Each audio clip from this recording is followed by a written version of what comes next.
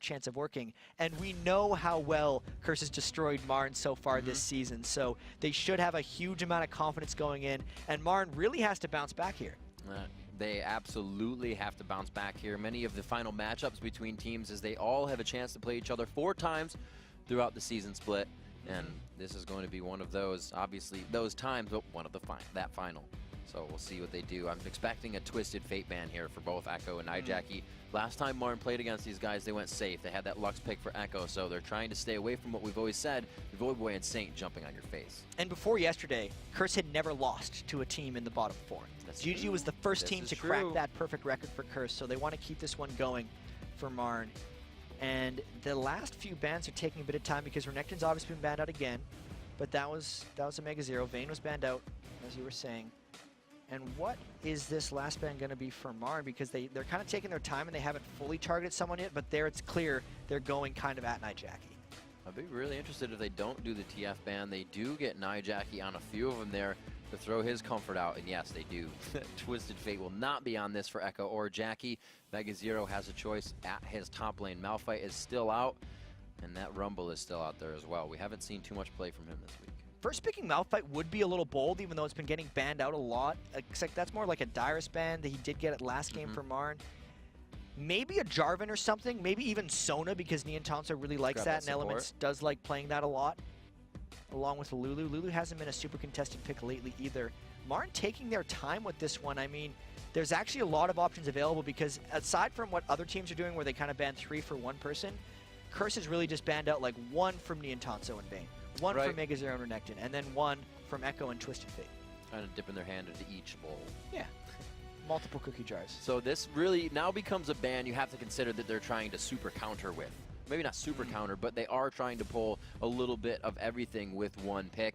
They have a few seconds, and they do. They kind of throw it around. It could be the jungle. We've seen Claky on that, and it could be Mega Zeros. And Mega Zero played Shannon the last game earlier today against Vulcan. It didn't work out the best. He got a little bit farmed. He was trying to be that one tank. They ran it with the jungle even stuff, and he didn't really get to bully the lane. So like Shen is not the most exciting champion to have Mega Zero on. It's not something where he can show off his ridiculous Shen mechanics and kind of beast up on Voidboy, but look at what they left. Okay, now I'm excited again. Yeah, this is good. That was awesome. I was talking about counter picks from MRN, Riven choosing and taken away. Or chose and taken away from Mega Zero here. I think it's really funny because Mega Zero's been the guy who's been playing Riven, and he's been getting a lot of love for it, and then it's Voidboy, and because we were talking about Mega Zero being like a younger version almost, and then Void was like, anything you can do, I can do better, right? I'm going to play Riven as well and see if I can beat you with it. But that could have actually been a bit of a bait because with that Malphite pick, they might just swap up and be like, oh yeah, now I'm going to play Malphite against your Riven. Have fun with that armor, but we'll see how that works. So they do decide to lock in the Malphite pick. Obviously, that can go anywhere as well. We have not seen Claky D on that in the jungle, though, so we'll have to see what that happens in the top lane. Cop is going to be hovering around here. His Misfortune is still up and running, so he may go with that pick. I feel like it would be smart for Curse to kind of get back to their roots on Misfortune. It had been getting banned a lot for them. He's been playing some pretty successful Twitch. He had that 9-kill game with him yesterday, but he lost impact in the late game. Right? He didn't have that just bullet time that he could sit back and safely throw, and he wasn't able to execute it all that well. They're cycling through junglers. I don't think they've necessarily decided on that Volibear pick. I think the Orianna is something that makes a bit more sense for Nijaki, though. Nothing's final. I really like the Jarvan pick. It locks in everything for Command Shockwave for the Wind Slash, but it looks like they do stick with the Volibear, and as we said, they brought it out last time they played one. Absolutely, and this is, as we say, the 3.5 balance patch. So Volibear's level 1 Q has 30% movement speed compared to 45% that it used to have when moving towards targets, and it scales out to be a little bit faster. That's definitely something that Curse is going to have to keep in mind. Niantonso locked in that Draven. They got Echo on Ahri. Echo is a great Ahri. It's what he played essentially when they qualified for the LCS almost every game, and he was very potent on it. And I don't know what Curse... and I don't know what Curse is going to be thrown in at the end here. Because we've seen, I think, 1 game with Cop's Ashe, and it's definitely not the super spray damage everywhere. It's like the spray kite utility everywhere. And he's been hovering over that for a while. It makes me think he's considering it, but the Misfortune would be the pick that they're used to. And MRN is completely switching up how they play this. Not played this composition, but what composition they're coming in with. Like I said, they had Lux, they had safety last time. Every one of their champions says face dive. And this is very different for at least Curse, because MRN is the dive-in, right? Yeah. They got Mega Zero on Malphite again. He's really good at diving in on Malphite. They essentially, I think, baited that pick in from Voiders, been like, yeah, let me get Riven against Shen. I'm going to crush him. And it turns out Clicky D's going to be in the jungle instead. So MRN is the dive team. Curse actually has a bit of split focus here, because it's St. Vicious who wants to run in. He doesn't necessarily have anything to haste him aside from Orianna, so it's going to be like the St. Vicious Orianna combo. But normally, they actually want Cop to start that fight and get everyone low. Volley doesn't get people nearly as low as bullet time, so they have to be a little bit kitey, despite St. Vicious' only way of getting into a fight and Riven's only way into a fight being all in. So maybe if Curse wants this to execute, they have to start with arrows and then go all in and have faith in the rest of their team to do damage.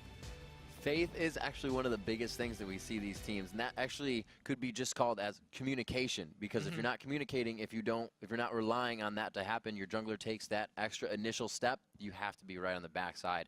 And now, like we see, the professionals kind of getting, you know, that weight on their shoulders. The pressure now is causing mistakes in these plays. We've seen a lot of the teams as they whoop in the background getting ready for the game. I don't know if you can hear it. Super pumped for this one. Probably Echo. He's bringing out a lot of the Zuna. But a lot of the younger teams stopping their mistakes, as we said before. So it's going to be a battle between these two. And MRN really needs to stop their mistakes, because their games against Curse this season have not been pretty. As we talked about earlier, maybe they'll get their first kill ever on Nijaki. Their first kill of the LCS 10 weeks into the season on Nijaki. But their team comp is definitely fit to do so, because that looks like something where they can single out someone and just go. If Ahri dives in with Malphite, pretty much the target they hit is gone. And with Cop being on Ashe like that, you know, that pristine kill-death assist ratio might be taking a few hits if MRN can get going in this game. All right, we'll have to see. The good luck have funds have come out from both teams. We are on to the Rift. MRN versus Curse for your third matchup here in day 2 of Super Week. Rivington the third and Jap bringing you the lowdown of the game all game long for these past 3. We'll have Freak and Kobe for the next 3 games. Well, right now we're going to see if MRN can stop first place Curse with a win. And MRN has to make sure they don't lose this one, because, I mean, that too. it's every single game today, and I feel like for the rest of this week has so much playoff jostling significance. It's crazy how kind of many packs of standings we have, where 5, 6, 7, 8 is so close to themselves, and now 1, 2 are getting close to themselves because TSM looks like they're pulling ahead of Dignitas a little bit. Level 1 wise though, Curse is grouped up and they might be looking to make something happen, but there's not really a MRN target in range. Really interesting bit. The first time Nijaki really doesn't go flash. Not the first time, one of maybe less than the number of fingers on my hand, which is 5, normal hand.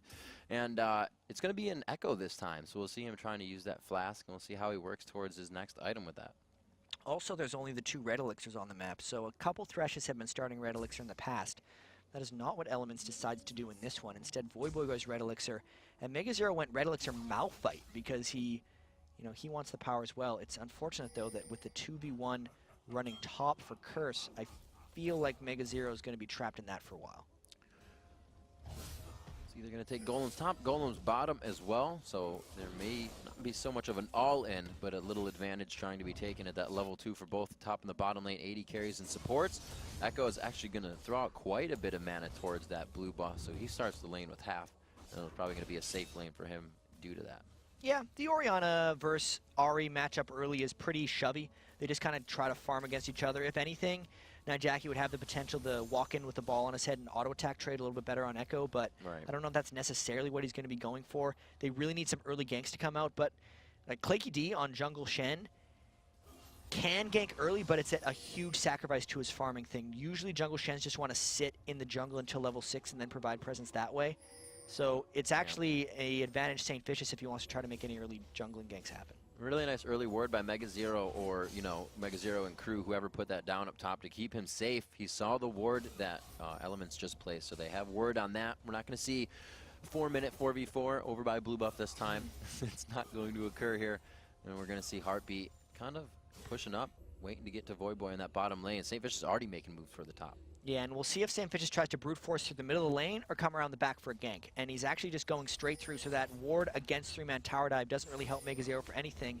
They're shoving up this lane, they're getting into the turret, and immediately Clicky D comes over for moral support in this turret. Yeah, they may not be able to do much on this one. Will they try to take the fast turret? Claky D's in the top, so they can't push the same thing in the bottom lane. Mega Zero gets a bit aggressive there, and it looks like he is able to force off some damage. And it's really strange that Curse, oh my god, they land the hook. There's the flip back. Claky D puts himself as well. They both get flayed, which locks them up. The first blood could come down. Mega just gets out with the exhaust on him. They've wasted quite a bit. The volley passive, believe coming in on that. Ooh, so I was gonna say it's really hard for them to get turret damage since they have 2 melees in that lane, essentially, if you count Thresh as a melee, even though he's got pretty good range. But as soon as they landed the hook, they just decided to go all in. Even with that, though, it was a little bit unsuccessful. Saintfish just nearly gave up double buffs, and that's actually not a win for Curse. They gave up a bunch. They teleport back into the top lane. Mega Zero gets himself quickly back into the fight. Comp's going to be forced out as well as Voidboy, so this could be a big lane advantage here for MRN if they can push down and just shove these waves into the turret. And Voidboy got pushed back without any jungle intervention, so this was a 2v1 instead of a 3v2. We'll see how much damage MRN can additionally get down onto this turret, because Curse wasn't able to get much in the top lane, and of course Voidboy teleporting in just like Mega Zero to hold this one off. Very easy for them, like clockwork. Both lanes are going to be safe on those turrets. Still, good damage taken on both sides, getting those prepped for a very early takedown. And look at how much damage Voidboy took as soon as he ran back into that lane. The punishment from Neon Tonso's Draven is just raining down on Voidboy. Catching those axes perfectly. Hasn't caused Voidboy to waste his red pot yet, but like we said, he just used the teleport, so he's going to want to stay in lane for quite some time. 6 potions he will be able to chug down, as we see Saint again putting focus on top. He's not going to find a Mega Zero, though. Yeah, I mean, Saintfish is just trying to make a lot of early game plays happen on Volibear, and hasn't really as of yet. It's really just a matter of trying to keep these turret pressure things going. It's the return of the 1v2. I mean, Curse did so many 1v2s early in the season when they started the season undefeated and were so good at it. They tried a few 2v2s lately, and they've actually been struggling a bit with it, so they're back to that 1v2 motto, and we'll see if they can execute as well with the turret push up top. And it looks like they may be able to take this down with the next wave after this. Good clear from Voidboy, his abilities, and then Broken Wings to continuously clear Curse. Saintfish is spending a lot of time in this top lane, is going to grab all the minion experience and that turret for his team. Yeah, this is the comfortable setup that Curse is opting into, because MRN has the 3 people bottom, and there were no moves happening to try to stop this from happening one way or the other. Curse wanted to trade the turret and accelerate the game. The teleports are down. None of that global stand united garbage just yet for Claky D. He's waiting one more level. Once they get in, that's when Curse has to be a little bit more aware of being this aggressive in their pushes, right? I actually think the lack of jungle ganks, but instead just jungle showing up and pressuring something, does give MRN a bit of an edge in this situation, because Claky D, all he wants is level 6 to have an impact. And also because MRN had the blue side 2v1, that gives them the option of Dragon immediately after that happens, and they're killing this slowly, but since they have the pink ward, Curse doesn't know where it is, and they're not even going to be able to stop him on this one. And the Claky D getting quite low here. They may want to trade each other out, but it's just within smite range. They take that down. Good gold lead coming in here, about 1,200 gold in favor of MRN. 1-to-1 in turret, so the map pressure is kind of evening out. We'll see once Echo gets back into mid lane here. He went straight for Sork Boots to the Chalice of Nijaki. Looks like Echo is going for the aggression, whereas Nijaki is going for a bit of the defense. Also, Orianna needs the mana items, whereas Ahri can survive a little bit more without them, and it's just the choice. But Nijaki going for Claky D. Oh, he gets the ignite down. Claky will not make it out of this one alive, and Nijaki knows that, turns around, and the explosion behind him. So screw caring about the defensive items. Claky D was so low, he didn't go back to shop after that dragon because he wanted to hit level 6 before he shopped, so they could potentially pull off a gank early, but he got a little greedy. Nijaki placed that ward far enough in that he saw Claky D was doing the race, decided to poke his head in, recognized how low he was, and just went for the easy kill. Claky D's first item, Giant's Belt, out the gate, as well as some wards. As he gets back into the jungle, we can see finally Curse back to lane is starting to push back Neon Tonso after their first buy, so they're getting a little bit of aggression on the lane for themselves and possibly some damage on this turret. They have to be careful, though, because they are open on the backside here. Especially having no turret back there, but because Nijaki had so much control over that mid lane, I think they're safe for now.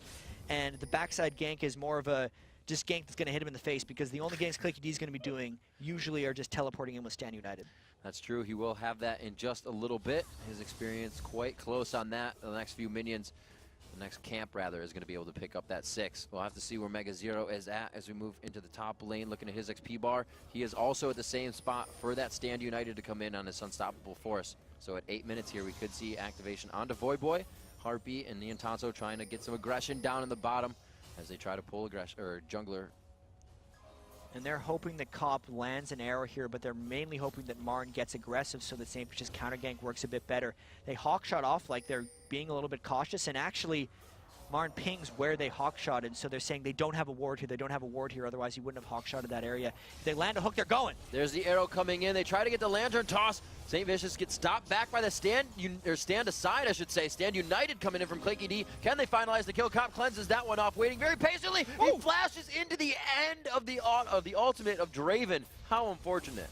And this is just going from bad to worse. Elements has no way out. Tries to toss himself out like a Nautilus to the terrain. Not going to happen. He goes down, and 2 kills coming up. That goes to Niantanso. And that's just the presence of Jungle Shen, right? He hit level 6 and he was able to counter gank perfectly. At that point, it was Draven versus Ashe because they'd actually engaged in the brawl. So the initiation potential of the Ashe arrow was negated, and Draven just brawls better than Ashe. Niantanso coming out with a double kill. Nightjackie throwing down command Shockwave. That blue buff's going to help him just pretty much get those abilities back. It's still a good cooldown, but him and Echo really going back and forth. It looks like Echo also just used his ultimate just a bit ago. So Nightjackie, give him some medicine back. Yeah, just trying to trade and keep even in that lane so neither one of them get pressed out. That is a completely even lane aside from the kill that Nightjackie was able to pick up in the jungle on Claky D. But I really love the way Marnus came out in this game, trading the turrets just like Curse wanted, but then once the 2v2 happened, took advantage. The Bloodthirster now coming out for Niantanso. Looking over at Cop's side, some of that gold. He only has 900 gold there. Not really going to be finishing any items anytime soon, so we'll see how much pressure they can put on the lanes where he is, or if he's not going to be in these fights.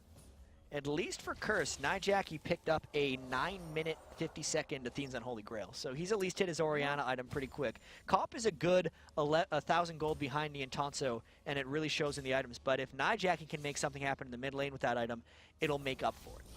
So this is where Marn needs to keep the pressure on. They have started the roam. They're dictating where the AD carry support go first. As we see Cop and Element still farming in the bottom lane, this is where they need to make the moves. This is where they can most likely falter.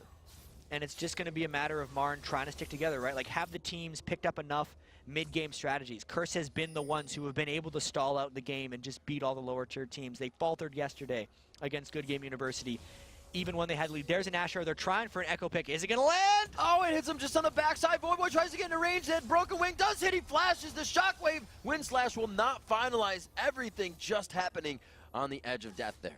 Cop pulling off the amazing arrow in the mid lane, but they just weren't in range. Echo ulted, flashed away, used his Quadra Blink essentially on Ahri, and escaped. Will Curse be able to make anything off of that, though, because they burned a lot for no kill? That's that faith. It's kind of like Voidboy was doubting the arrow, and it hit her right in the backside, and they couldn't finish it.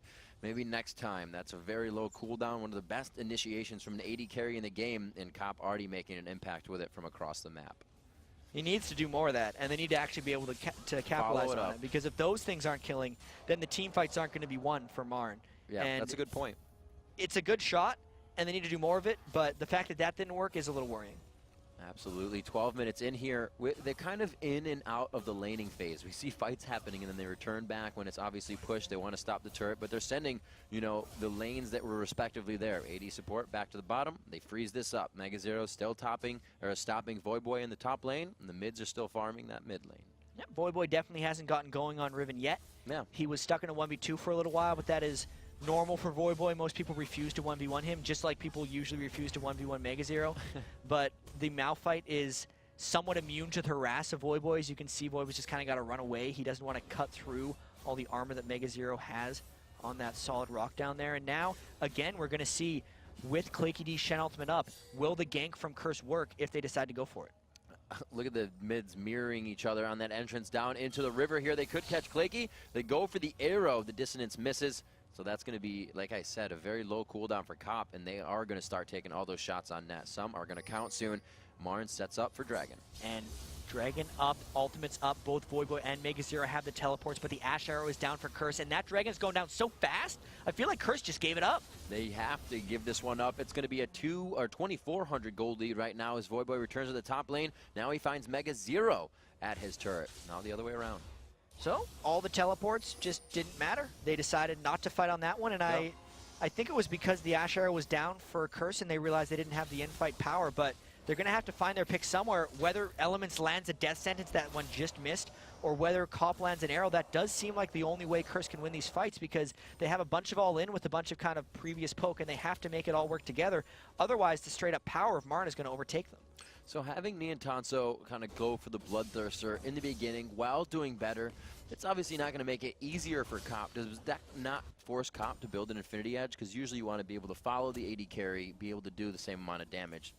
Does that kind of hurt him? I feel like they're just completely different champions. Like, normally it would be a matter of having to match a Bloodthirster, but Ashe is a poke champion instead of a brawl champion anyway. Okay. So that just makes it even more one-sided for Niantanso in the engage. Cop will most likely go for an Infinity Edge. You don't see many Bloodthirster Ashes. She gets the crit passive on Infinity Edge on her first hit, which actually helps a fair bit. And then Ashe is all about the late game anyway, and if you want to get a late game AD carry, you do go Infinity Edge. Right. It's just a matter of time for Cop, because he is falling a bit behind. Well, let's see, 118 to 97 in that CS, as we see Niantanso once again into that bottom lane. We did just see a bit of Volibear and everybody gathering down there for Dragon, but it was all in favor of MRN. As we said, that gold lead, 2,000 cleanly in their favor. Voidboy and Mega Zero still just kind of battled out in the top lane, but neither have really killed each other yet. 0-0 across the board between those two. And sometimes in these games, we saw a lot of them near the start of the year when the turrets were swapped right at the start. The game does calm down for a little bit, because they've already gotten their objectives. Teams are a little bit, you know, safe. There's just the 2 turrets that have been cleared. They end up covering a lot of wards, sometimes because they had the extra global go from the turrets, and also just because they're not wanting to lose anything extra, right? The AD carries are farmed. Also, the top laners that were in the 1v2s want to make sure they catch up and farm. So they just kind of wait. Everyone agrees that they're going to farm up again, then they go fight. We'll have to see what they do. It looks like, yes, that blue buff was on to Nijaki in mid, as well as Echo as they trade back and forth. Claky giving a little bit of presence there. Kind of in and out of the laning phase once again. Back down to support an AD carry for MRN will be farming. We see Saint picking up his red buff to look to make some lane presence here in a bit. And Cop may go bottom, but we have Elements now tending to mid. And Cop is going to be going bottom for a while. He's going to wait until he's farmed his items, and he's going to keep firing off periodic arrows, trying to catch people, and then just keep farming. I think that's going to be his play, because there's no way he can fight Draven. So he pretty much just has to sit back here and pick up the farm when it comes to him. And now it's on MRN to not let Cop get farmed up. It's almost a race against Ashe's time, and they're trying to poke down more of this turrets. There's a teleport, 5 people mid. Mega Zero coming in strong on this one. That is going to be their turret. The Ashe arrow is up. We'll have to see if it goes across the mini-map. It doesn't look like they want to engage here. Not the minion wave they want, or the fight they want backing off. They do have Voidboy in the top lane, so if they can stop them from backing and keep eyes, that helps out Voidboy here. The thing about Voidboy being in this lane, though, is the only turret that he could kill in that one is a secondary turret, which means he has to completely overextend himself, and he doesn't have any wards in the blue side jungle of MRN, so he could pretty much only just shove that up and go back, and they've still lost the turret. So this is kind of, we see MRN does and still holds that early control of the game, but Curse is finding a way to stop them. They're not allowing them to take any more turrets. It's 2-1 as they got those first ones quick. They're putting a lot of focus on mid, not losing that second one, and they're really not even getting past the first crumbled mid turret. They haven't been able to put much map presence elsewhere, but this could be the opportunity. Cop does have his ultimate up, and they're not expecting MRN to hold, but they're one step ahead, right? Claky is sitting there right at the turret. There's an arrow. They're going for it anyway. They know exactly where to put everybody because they go in for this fight. Cleansed off by Niantanso. The teleport comes in from Voidboy. A good quick burst, but Voidboy taking so much that Dravenall just cleanly rides through and back through the team. Voidboy has wasted everything on that fight, and he goes down. Walked right into that crescendo, and Mega Zero does not want them to get away. They're going to continue this chase, I think. Oh, it's going to be a great ultimate. Looking for Saint. Oh, flashed by Cop from the outside. Exit stage left as he entered stage left. Mega Zero just missing the unstoppable force. Even with all of that collapsing, that was still a miraculous play by MRN. I mean, it did look like Niantanso was going to go down. St. Vicious actually, I think he flung the Shen as he was taunting back, even though he wanted to fling Niantanso, so that stopped them from being able to get the kill on him. Niantanso then crushed through with that Bloodthirster. He didn't even have to pop his Elixir of Fortitude, and they're going to try to keep the pressure up on this turret. Good tack on Elements. He gets a little too greedy on the front side of the turret. The shield keeps him alive just. That was ridiculous. I thought the Draven Bleed was going to get him, but he gets away with about 30 health in that one, and the pressure continues. Elements wanted to kind of like walk in and get a box off and then hope the team calm it up, but as he was moving in, he was like, holy crap, Draven's hitting me, and he had to flash away. Line Niantanso very fed right now. Oh, full team Shockwave, and that is going to be some damage onto MRN. Can they follow it up, though? It's Curse still on the backside. They don't realize what they pulled into the circle there. I think this is going to be the question for the rest of the game is, can Curse follow that up? Because that was a ridiculously good shockwave. If this was a cop on Misfortune, 3 people would have died.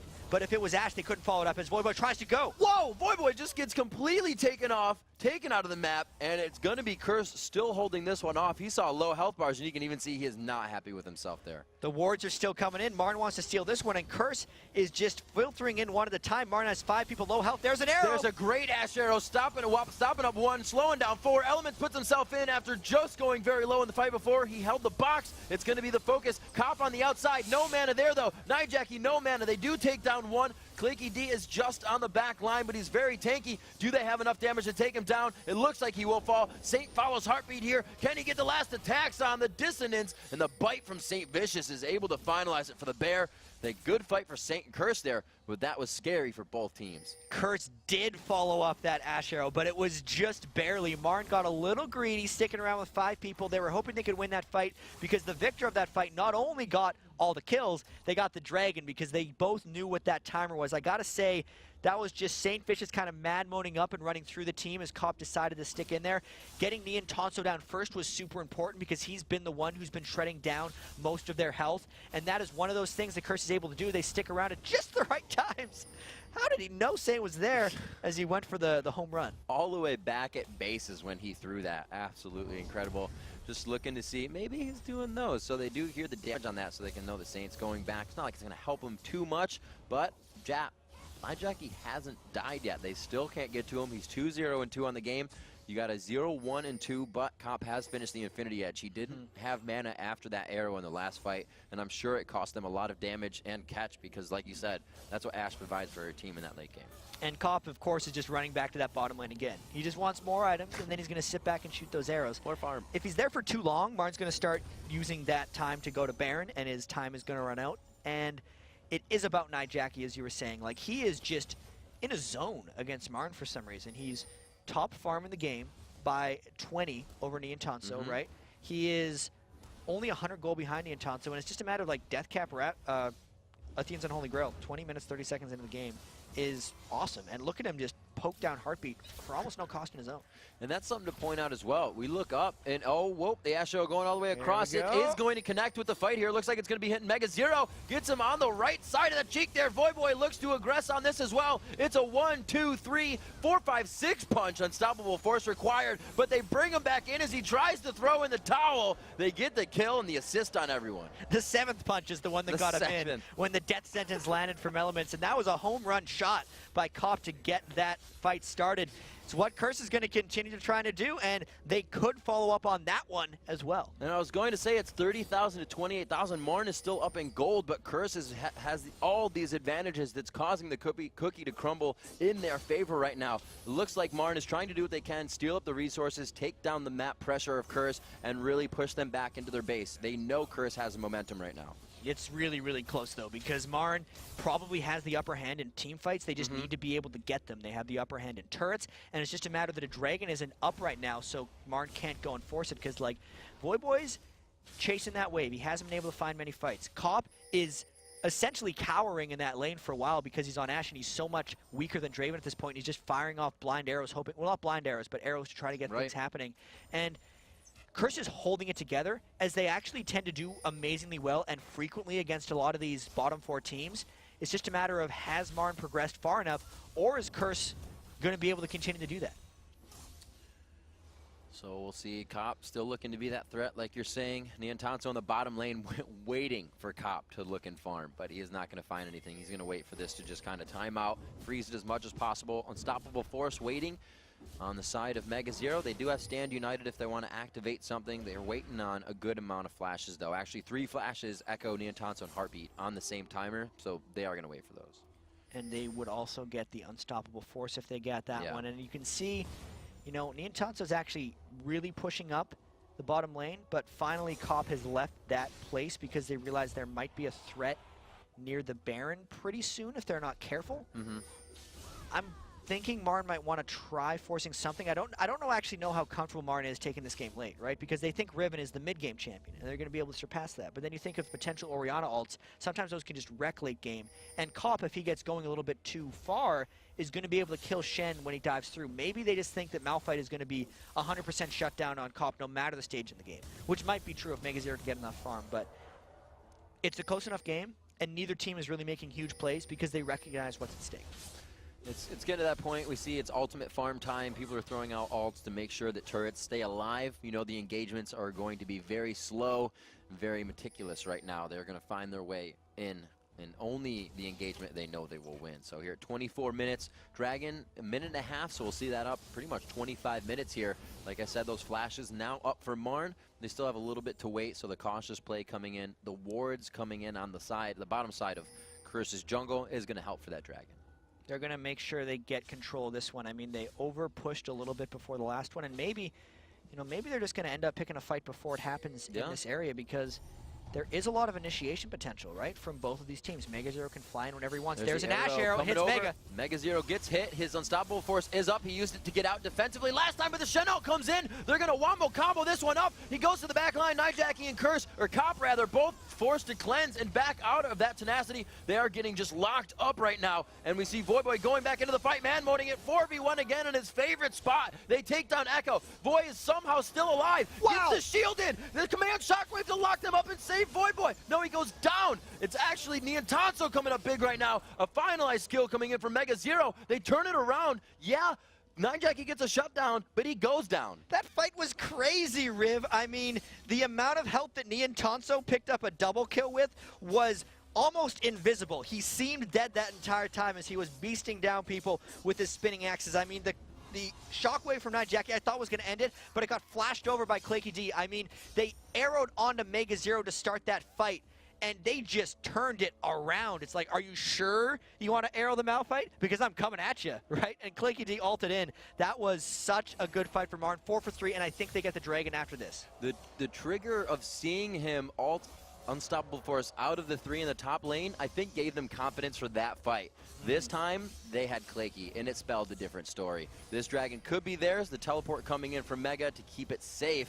And Voyboy has his, so we'll have to see. Voyboy is going to use his. They are going strong on this. They focus down Heartbeat. That crescendo is down. They know that with those ultimates down, they have a good chance to win this fight. The arrow misses. It's going to be Elements falling very hard right there to Echo. He could get himself out. There's a lot of chase. Echo is pulling 2 people off of the fight. They finally turn around and look for Claky D. A for-sure kill. They secure that one, and now turn around. They get the slow on to Mega. He knows he's not going anywhere. Echo needs to get out of here. They are going to get cleaned up right now. Niantansa goes down. Echo, get out of the fight. MegaZero is going to go down, and he just watches his team get obliterated back and forth. Curse now to take the Dragon. Curse played that perfectly. Cop got to the fight so much faster than Niantanso that he was spamming there the whole time. And then when Niantanso did want to approach, Curse was absolutely ready for it. Nijaki pounded them with that shockwave. They get the Dragon afterwards. They predicted that Marn was there. They countered the teleports just right. And then they had more people there the majority of the fight and picked their targets properly. Wards coming up for Curse. They have just won that fight definitively, and they look to spread their vision across the map and not even give Marn a chance to really grab their own resources and get back in this. Echo doing what he can in an instant to push the top lane. Probably going to back off of this one because they have eyes on him right now. And I just want to see more team fights because these things are absolutely awesome in this game. It's just like a Curse team that has so much utility with the Ashe and the Orianna picks, right? But they fight slow. Like, they need to be able to prolong the fight. Cobb needs to get multiple volleys off. Like, they have to get the right targets down, whereas it's Marn who's just, like, diving in and brawling with Niantanso's Draven. And they're just on such a razor's edge. And since the gold is literally 300 apart from each other, the fights will continue to be like this. Both these teams are playing out of their minds right now, and I want to see more team fights. And really, Curse played that one smart. A lot of the cooldowns matched up. You know, we have a few 180-second cooldowns. We have a lot of 90 to 100-second cooldowns. Curse played that knowing last fight, Unstoppable Force and Stand United were down, and Crescendo. It made such an impact, and they were really able to auto-attack and ability that one out without using ultimates. It was just the smart engagement by Curse. This is the experience they have as a team. They communicate very well with each other. This is why they have so many comebacks. We need a stat on it about like comeback victories in the LCS, but I'm sure Curse probably has the most of them as they're making another one potentially now that they're up 600 gold and pressuring in a bit. Yeah. Maybe they can get another arrow pick from Cop because that's what they're looking for. Mega Zero. For someone to walk up here and even go to place a ward, you're going to catch an arrow in the face. This is a for sure kill, and it's scary to have this much control over the game. The for sure kill comes in right there. They have 60 seconds to wait for an arrow. They may choose to go in. The death sentence goes out just as good as an arrow. Stand United, everything forced to be used on just 2 people, and they all go down. The Stand United can't even finalize, and it looks like they're going to be able to grab a turret too.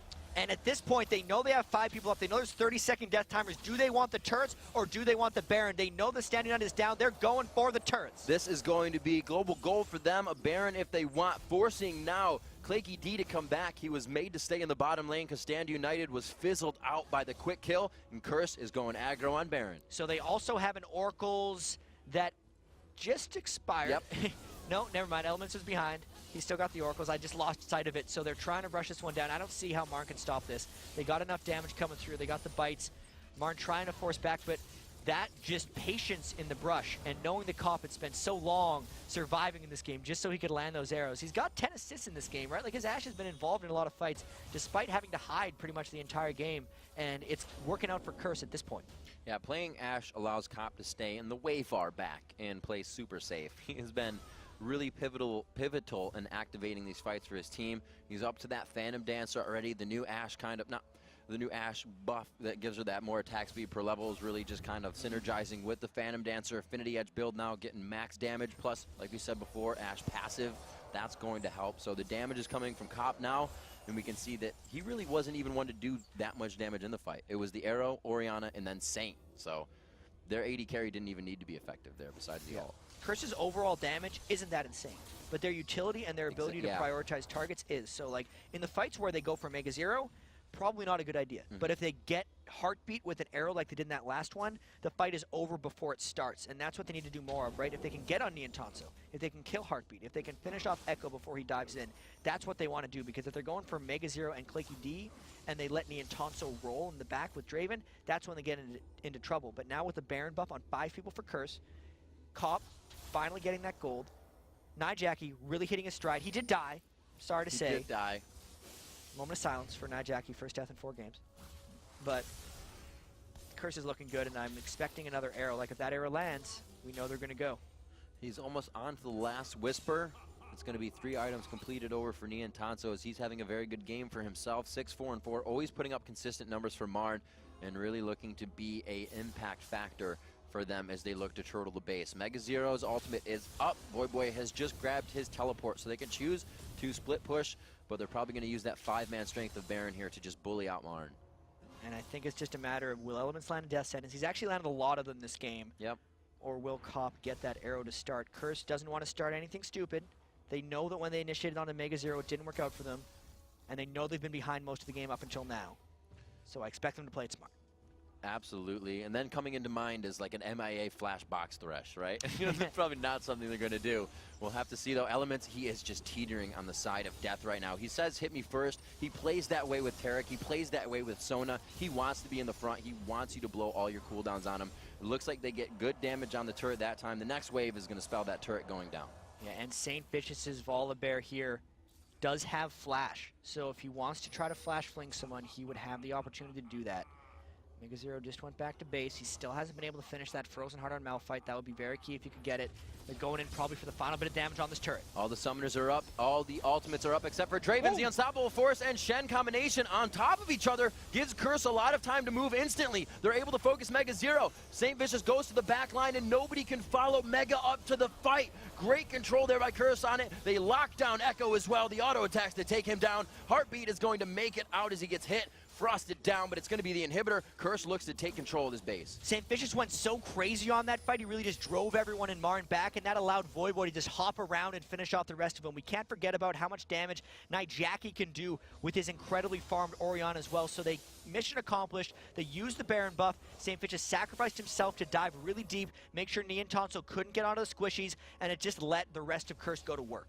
And even St. Vicious after that picking up a Randuin's Omen for these fights. Not after that, but he has. So it's going to be very big in the effectiveness of, like you said, diving to that back line. We saw that Niantanso could do barely nothing, had to cleanse all of those debuffs off.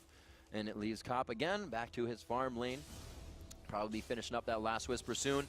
And they'll be looking to find Marn on a final stake or a Curse final push. Yeah, and since Cop has enough gold to finish off this last Whisper, it might spell the end for Marn's team fighting, because right now there is a huge amount of armor stack on Megazero and Claky D, really Cop's two main targets in team fights, and 35% of that armor has just gone away. Yep. So since they haven't been able to zone out Cop before the last Whisper, trying to do it after is almost too tall of a task. Oracle's being picked up on elements. He also has the mobility boots. Like we said, we know he can be a playmaker, and he will look to get those in front of the crowd hooks to start it for his team and throw that box down. So we're looking for that from him. The arrow from Cop as well. And like you said, the flash from Saint. It's up to Marn here. Again, their composition of diving has been put in the safety books for now. Exactly, because Curse is the ones who have been starting the fights. They Yeah. pick where they happen. That's one of the things you get when you run an Ashe team. We haven't seen Ashe in a while, but this is how you play it essentially, right? Like, you have to survive that moment where Ashe can't do things to get the rewards, which is what Curse is benefiting from right now. See Voidboy trying to put some pressure on the top lane here. Curse will start to push all the lanes. Their Baron is off. So they got to be careful of where their power and numbers is, because there is still an effective fight team for Marn to single someone out and take that down. See what they can do. Elements looking to clear out some more wards. It really just looks like they are going to start pushing, like I said, every lane. Voidboy sitting at the top. You got to keep in mind that, like, Nijaki's shield is shielding for 440 right now. Every time he throws it around, it's on a 7-second cooldown. Elements gets the AoE shield from W as well. That's 230 since he's collected 96 souls and has 73 extra ability power from it. So, like, the targets that Marn wants to go to can potentially get like 600 shield just thrown right on top of it. See what kind of builds the AP carries are going for in mid here. Echo does choose the Zonias. Like we said, safe play for Marn. Nijaki throwing in the Abyssal Scepter, trying to help the rest of the team out. More damage from wherever it can come from here as they get into the fights. As we said, the bulwarks have been finished on both sides. You were mentioning the armor stack coming in for Marn. And not that that hurts them. Obviously, armor helps, but those aren't core items that have passive abilities that your entire team is getting, or you are yourself. So they're not able to finish core items that are necessary. Yeah, and Marn actually, in their previous defeat to Vulcan, didn't get the ore items going either. Right. They really needed that Frozen Heart from Mega Zero, but he decided to go for a QSS instead. I think also because Nijaki was getting so much ability power and actually just killing him himself. At this point, it's about Marn trying to get in position to potentially fight Baron, because if they could somehow get into a fight where Curse doesn't have Baron and they don't get initiated on, they still could have a chance despite being 9,000 gold behind. It's just so difficult since they can get no ward control in this area because they're down an inhibitor, their side lanes are pushing, and because Curse is playing so smart. First place Curse is showing why they stand in that spot. The less mistakes you make, the more times you get that W in the win record column. 36 minutes in, the second attempt for Baron here from Curse. The first one was uncontested. The second one looks to get a bit of love. That was quite close there. St. Vicious smiting it out, though, and getting the bite on to capitalize. Looks like they will start to push. They know what they're dealing with. They have the minion wave in the ward, and they're going to take this one slow and get everything to the base first. Well, it was a nice try by Marn. They just didn't make it fast enough, right? You could tell Marn was being cautious running through the jungle right there because they thought Curse might just be sitting there and baiting, like they'd actually done previously when they got the first Baron. So they were a little slow in the approach. Curse mind-gained them really well, went straight for it, bursted it down before they could get anything, and now this could just be round 2 of this turret push. Marn's going to be forced to initiate on them if they want to stop this, or they're just going to lose both their inhibitors. And it's so big that Voidboy has this Guardian Angel now. Riven's such a slippery champion to get out and in, so that Guardian Angel is always only going to prove to be a waste of cooldowns for Marn in this fight. Really pushing their advantages. One more inhibitor comes in. They look to go around the horn. The last one in the bottom lane as the super minions continue to pressure. And this is those bad situations to be in as a team because you don't know what to do. There's pressure coming from too many different angles. The other team has Baron. You've lost so many team fights in a row. The inhibitor has respawned. At this point, Marn can't defend it because they actually just went back to base. And oh no, they're going to have to hold the third one. And they have to fight. It's just so difficult for them because they can't find position before this one. Going into the ult, we hear him in the background trying to call this out. Mega Zero gets himself in the stand. United onto Malphite, making sure that could be used for the AD carry later. Taking a lot of damage. Echo goes in. The Zonias is out. Cop has taken a bit. The Baron is going to start regenerating the health on these guys, and it looks like the fight is going in their favor. Now down behind the inhibitor in the base of Marn. A double kill for St. Vicious. The Shockwave locking up Claky D. They finalize the kills. They finalize the base chat, and Curse stays in first. Clean fight for Curse. Another come from behind victory. There's still one loss up from TSM, if that makes sense, Right. in the first place.